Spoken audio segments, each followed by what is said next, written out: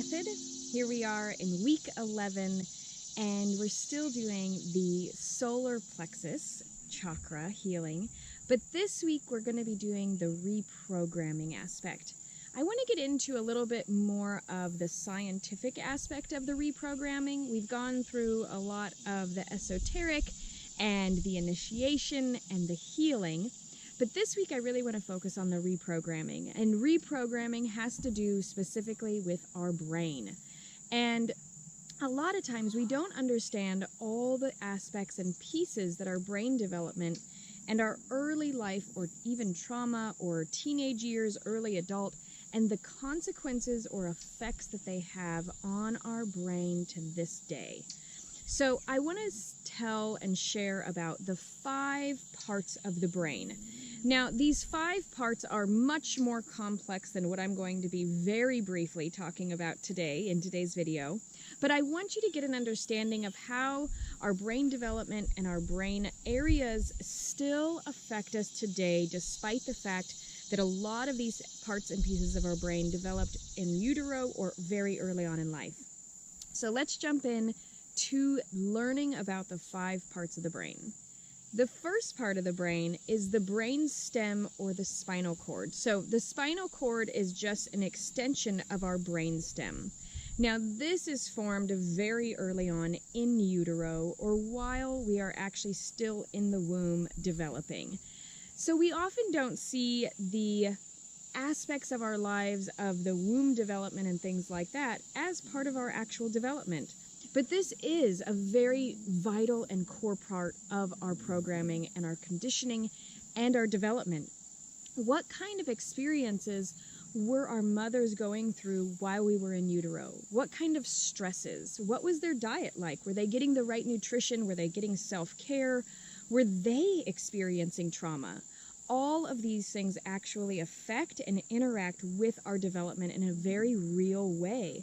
So knowing that this development that we received does need to be addressed. If we know that our mother was going through specific issues or stresses or circumstances during our development in utero, it may need that we need to especially spend some time in that magical mothering womb bath and experience or re-experience a safe, healing, developmental aspect of our ability to heal.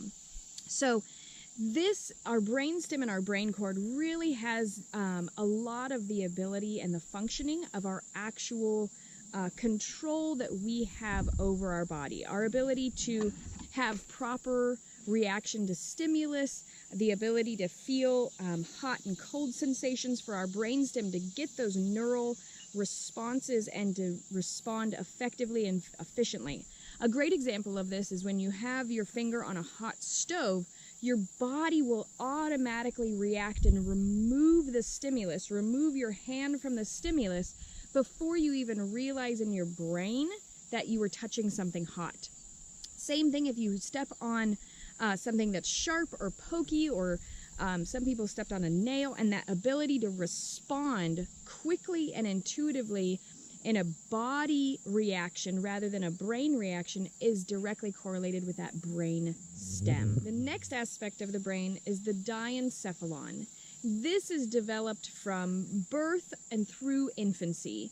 This is really what controls our autonomic nervous system. Now, there's 3 parts to the autonomic nervous system. We're not going to go through all of this. This is, again, just a very brief overview, but I really want you to understand that there is so much complexity in the brain development specifically.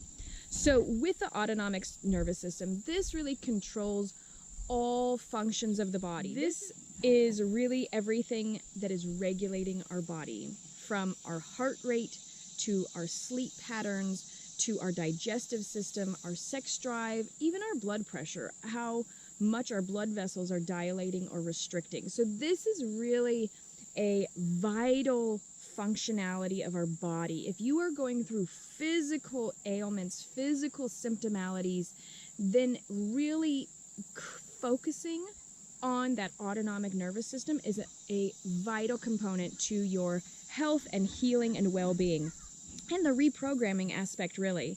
So So much of our body's regulatory systems were created within the very first months of our lives. And what did we need more than anything in those first few months of crucial development? We needed to be fed, we needed to be loved, we needed to be snuggled, we really needed to be cared for. So this is where the cry it out method really has developmental aspects of deteriorating and destroying huge functionality that is crucial to developing in these early months of life. So this is where the science meets the experience or the practicality. If you were raised to, sit in a dark, empty room, and when you cried, you did not get fed, your body actually learned how to shut down, how to not properly regulate. It shut down the digestive system because it was not getting its needs met of being properly fed and cared for. There's another really vital component to this aspect of being touched and loved and cared for in a timely manner. So when babies cry, they are crying because they need either physical touch, they need to be fed, they are wet, they're uncomfortable. Something is happening in their body that is showing I'm going to cry to let them know that my body is trying to regulate itself, but it is unable to care for itself. There's something called failure to thrive. When babies are not touched, when they're not stimulated, you could feed them, you could have them on a feeding tube, you could be giving them all the calories, all the nutrition physically that they need, but they will not develop physically, mentally, or emotionally if they do not get touch. Touch, physical touch. Physical touch is such an important aspect. So if in your early years you know that you were not physically touched in a loving, affectionate way, it is really vital to get this experience either through massage work or by attending a Magical Mothering Method retreat. They're happening all in every season throughout the next year. So through the retreat experience, we are going to be doing a lot of hands-on physical touch. I'm going to be doing massage work with each of the clients. I'm going to be really offering affectionate, loving, magical mother touch. And through this touch, you're going to experience what was maybe lacking or not experienced early on in infancy, and really getting that brain development, which can happen at any time, to happen now so that you can start regulating those digestive, autonomic, nervous system responses in a healthy and abundant way. Okay? So that is one way to get a reprogramming, is to go and get real hands-on, affectionate, non-sexual touch, being held, being snuggled, getting massage work to a point that it is comfortable and relaxing, and you can actually start doing that safe, affectionate touch on your own body to actually give yourself that much-needed physical love and affection that might have been missing on in those early years. And again, I want you to just kind of make check marks. If there's anything going on in any of the parts of the brain that I'm talking about today, I want you to take notice, because it's really important for you to go back into those developmental aspects and to get those developmental needs met, whether it's even just crawling around. Crawling, if you know that you skipped right from like sitting to walking and missed that crawling, there's developmentally very important aspects that needed to happen while you were crawling. So any and all of these things, that's why, again, the retreat experience that I'm going to be leading, we're going to be doing all sorts of different inner child movements on this retreat so that we can really go through and develop and get a healthy development of all of our brain systems. By the time this retreat is done, we're going to have a very healthy and motivated and well-working brain function. The third part of the brain that I want to talk about is the limbic system. Now, the limbic system develops in late infancy, mid-infancy, and into early childhood. And this is really about our emotional regulation. This is also when memories start forming, around 3 or 4 years old. So this is our function to actually be able to respond to emotional stimuli And this also reinforces behavior. So if we were taught with either spanking or physical aspects, this could have actually affected our ability to actually emotionally regulate ourselves.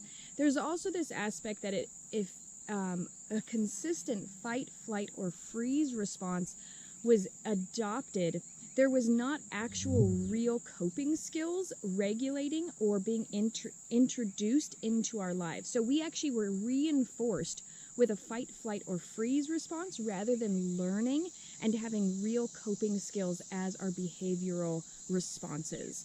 So this is something that if the limbic system is something, the emotional regulation and memory is something that is very not there in your life right now, then this actually needs to be the reprogram aspect that is a huge part of this program of relearning or introducing healthy coping skills as a vital component for you. The next part of the brain is the limbic system. Now this starts around 2 years old and lasts until the age of 24. Our brain is not fully developed until the age of 24 or 25 years old. So we often start doing things like drinking or smoking or using drugs or using other sorts of coping skills for food. All of these things actually developmentally affect the brain in a massive way. Because what if you start drinking at the age of 21? That's 4 years before your brain has actually fully developed. That has a lasting and imperative effect on the brain.